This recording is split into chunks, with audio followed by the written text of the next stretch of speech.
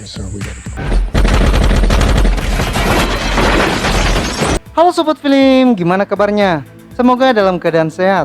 Kali ini kita akan membahas alur cerita film berjudul Ark of Lavor. Oke, langsung saja kita masuk ke alur ceritanya.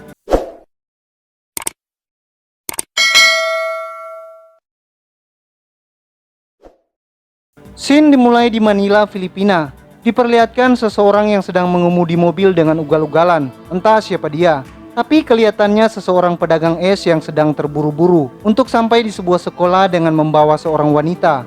Sesampainya di sekolah, dia langsung membuka mobilnya dan langsung dikerumuni oleh anak-anak untuk membeli es.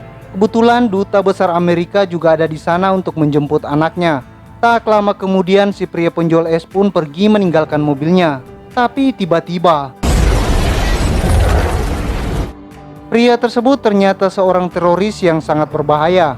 Dia bernama Abu Sabal yang telah menjadi buronan internasional. Setelah pengeboman itu, Abu Sabal dikonfirmasi kabur ke Indonesia. Scene berpindah di Costa Rica. Terlihat seseorang yang bernama Kristo mendatangi sekolah desa. Dia pun disambut baik oleh anak-anak dengan riang gembira. Ada seorang dokter bernama Lisa sedang memeriksa kesehatan anak-anak di sekolah tersebut. Malam harinya, seorang pria bernama Walter mendatangi kediaman Lisa. Mereka berdua membahas tentang Kristo yang sangat disegani oleh masyarakat karena kebaikannya. Tapi mereka menduga bahwa Kristo terlibat dalam jaringan jihad Asia bernama Abu Sabal. Tanpa disadari, ternyata mereka berdua sedang diintai dan difoto oleh seseorang. Keesokan harinya, Lisa dan Walter sedang duduk santai. Tiba-tiba seseorang mengutuk pintu dan Walter pun bergegas untuk membukakan pintu. Ya, Walter pun ditembak dan tepar di tempat. Sedangkan Lisa langsung dihajar dan dibawa pergi menggunakan mobil. Kemudian diperlihatkan regu pasukan Navy SEAL yang ditugaskan untuk menangkap Abu Sabal serta seluruh anggotanya, dan juga untuk menggagalkan rencana mereka yang ingin menghancurkan perekonomian Amerika. Mereka sedang mengadakan liburan bersama. Letnan pun memperkenalkan satu persatu anggotanya.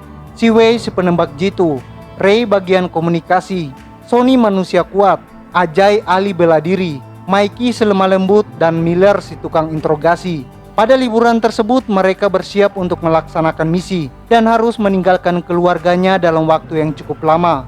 Apalagi si Letnan yang harus meninggalkan istrinya yang sedang hamil anak pertamanya. Kemudian mereka pun berkumpul di markas.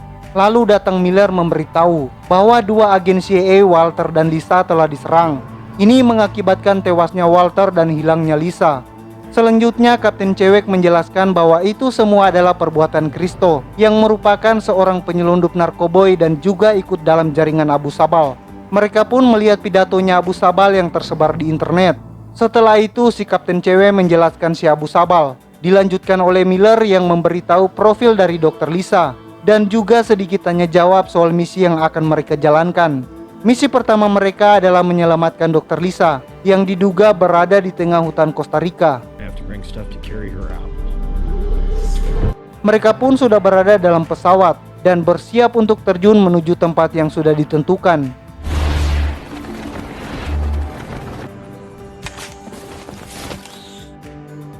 Di saat mereka sampai di lokasi, Letnan pun langsung menghubungi atasannya bahwa mereka telah sampai. Lalu mereka melanjutkan perjalanan, di mana mereka akan dijemput oleh kapal boat. Saat pagi hari terlihat dua helikopter sedang membawa dua speedboat yang akan digunakan untuk menjemput dalam misi penyelamatan tersebut. Sementara itu, Letnan dan pasukannya sudah berada di lokasi Dr. Lisa berada. Mereka pun mengintai keberadaan dan siap dengan tugasnya masing-masing. Terlihat Dr. Lisa yang wajahnya babak belur dengan posisi tangan terikat. Lalu si penjaga pun mendapat telepon dari bos yang menculiknya. Ternyata itu adalah Kristo yang sengaja menculik Dr. Lisa karena Dr. Lisa diduga telah ikut campur dalam urusan mereka. Tak lama kemudian anak buahnya Kristo membawa mesin bor dan geli, tangannya dibor. Saat mereka mendengar jeritan itu, Letnan dan pasukannya bergegas untuk membuat strategi agar bisa masuk ke dalam sana. Mereka pun berunding dan membagi dua tim. Satu tim sebagai sniper dan pengintai, yang satunya lagi menjadi pasukan serbu untuk menerobos masuk. Mereka pun memulai serangan dengan menembak si botak yang berada di tepi sungai. Berlanjut ke lainnya yang terus menerobos masuk ke rumah itu. Tapi saat mereka masuk dan mencari keberadaan Lisa, tiba-tiba seseorang yang diduga teroris memberondong dengan tembakan. Ini mengakibatkan Mikey tertembak di bagian mata hingga tak sadarkan diri. Beruntungnya mereka berhasil membunuhnya dan juga berhasil menemukan keberadaan Lisa. Tapi saat mereka akan membawanya, letnan pun memberitahu mereka bahwa ada musuh sebanyak 2 mobil menuju ke arah itu. Mereka pun langsung bergegas membawa Lisa dan juga Mikey ke dalam mobil dan pergi dari sana. Rombongan para musuh pun terus mengikuti mereka. Sedangkan Letnan dan Dave lari terbirit-birit menuju titik pertemuan dan menghadang musuh dengan menembakkan roket ke mobil musuh. Mereka pun naik ke mobil untuk melanjutkan perjalanan ke lokasi penjemputan. Tetapi musuh terus mengejarnya dengan pasukan yang lebih banyak dan terus menembaki mereka.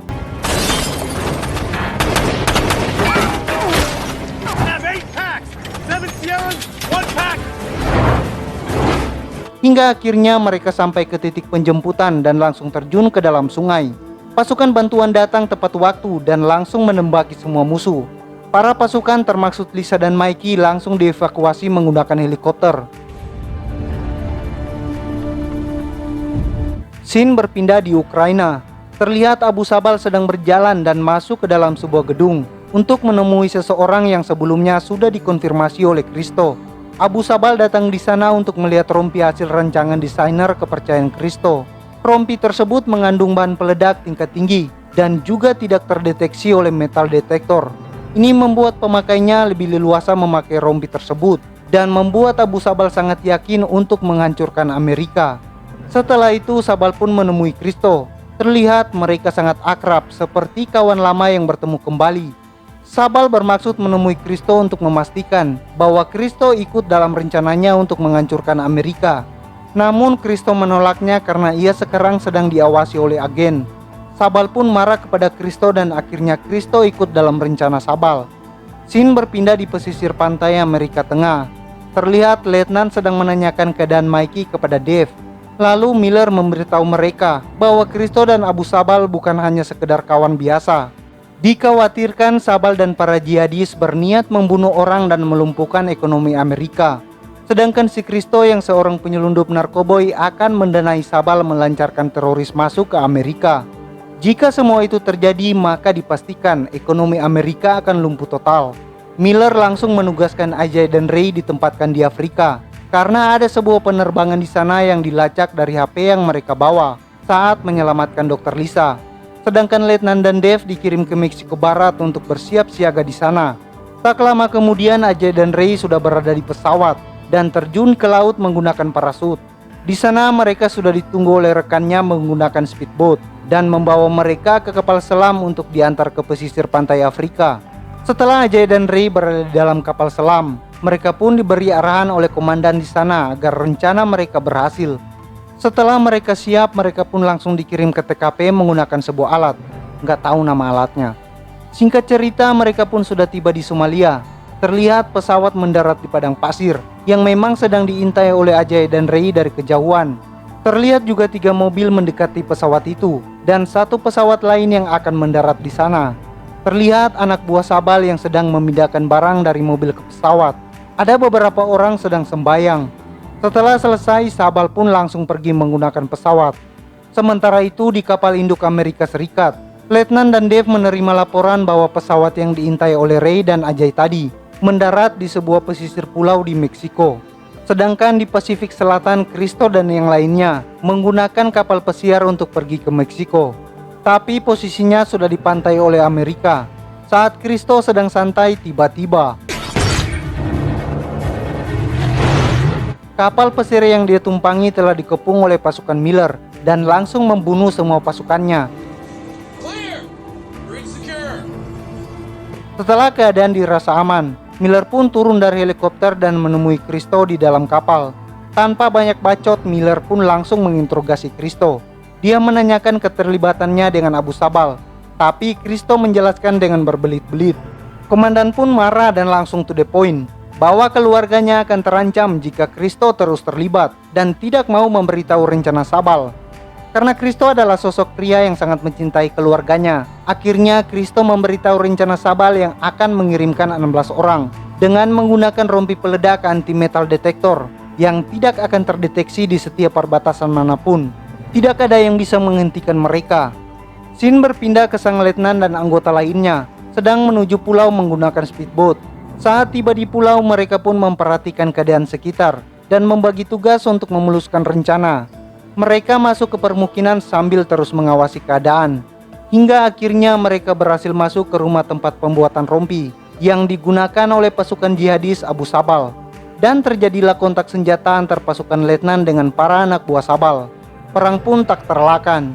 Tapi beruntungnya bantuan pun datang dari pasukan udara yang datang untuk menghancurkan semua musuh.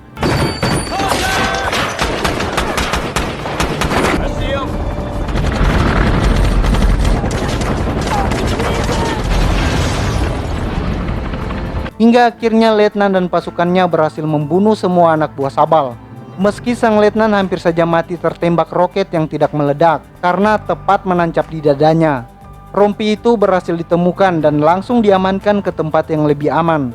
Tapi sang letnan diberitahu oleh rekannya yang berada di markas bahwa tugas mereka belum selesai karena musuh terdeteksi akan melewati perbatasan melalui terowongan Meksiko.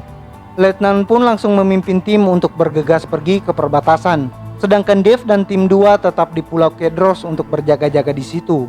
Di tempat lain terlihat Sabal yang sedang mendoktrin anak buahnya. Dia menunjukkan tempat-tempat yang harus mereka datangi untuk melakukan bom bunuh diri. Singkat cerita, para jihadis sudah tiba di perbatasan menggunakan sebuah bus. Sedangkan di sisi lain sang letnan dan pasukannya juga sudah tiba di perbatasan.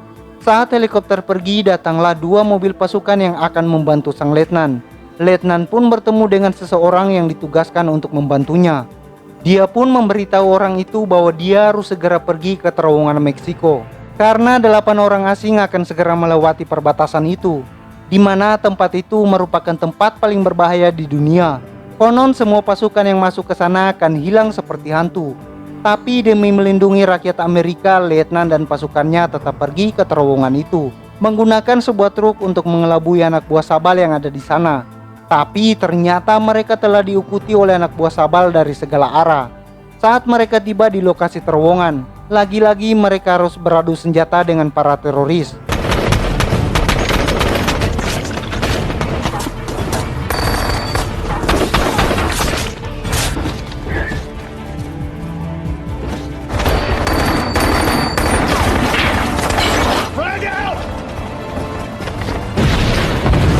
Di sisi lain, Sabal mengadakan rapat dan langsung memberi arahan kepada anak buahnya untuk pergi ke tempat yang sudah ditentukan.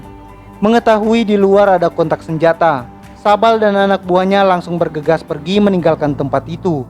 Tapi sang letnan terus mencari keberadaan Sabal sampai ke dalam gedung. Dia pun berhasil menemukan keberadaannya. Tapi naas satu anggotanya harus tertembak. Kemudian Sabal menyuruh seseorang wanita untuk meledakkan bom. Meski raut wajahnya sangat amat menyedihkan. Inilah akibat cuci otak. Perang pun masih terus berlanjut dengan pasukan Sabal yang terus bertambah banyak dan membuat pasukan letnan sedikit kewalahan.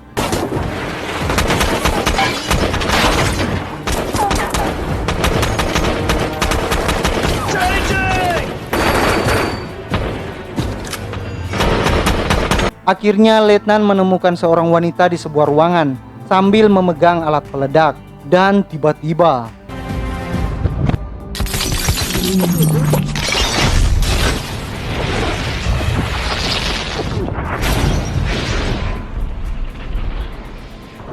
tapi para pasukan lanjut mencari keberadaan Sabal. Tapi salah satu anak buahnya Sabal melemparkan granat tepat di depan mereka. Letnan pun mengorbankan dirinya demi menyelamatkan semua pasukannya. Akan tetapi musuh terus menggempur mereka dengan tembakan.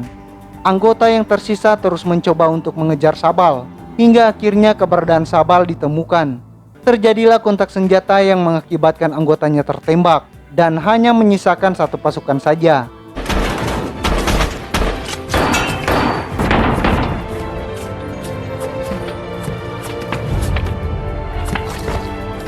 Meski dengan keadaan yang tidak memungkinkan, dia terus berusaha melawan. Dia berhasil menembak satu anak buah Sabal yang tersisa. Keadaannya semakin parah. Sabal menghampirinya sambil menodongkan senjata. Tapi tiba-tiba anggota lain pun datang membantu dan langsung menembak Sabal sampai dai. Mereka berhasil menghentikan Sabal dan perbatasan berhasil disterilkan. Kemudian sang letnan dimakamkan di tempat pemakaman khusus militer.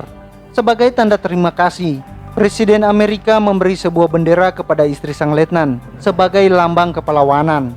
Semua anggota yang dipimpin oleh letnan memberi salam perpisahan dengan menempelkan sebuah lencana di atas peti mati sang letnan. Film pun berakhir. Nah, gimana alur ceritanya? Pesan moral dari film ini, janganlah kita mengikuti ajaran sesat. Jangan sampai kita melakukan atau termakan paham cuci otak. Lebih baik kita mencuci pakaian atau cuci mata.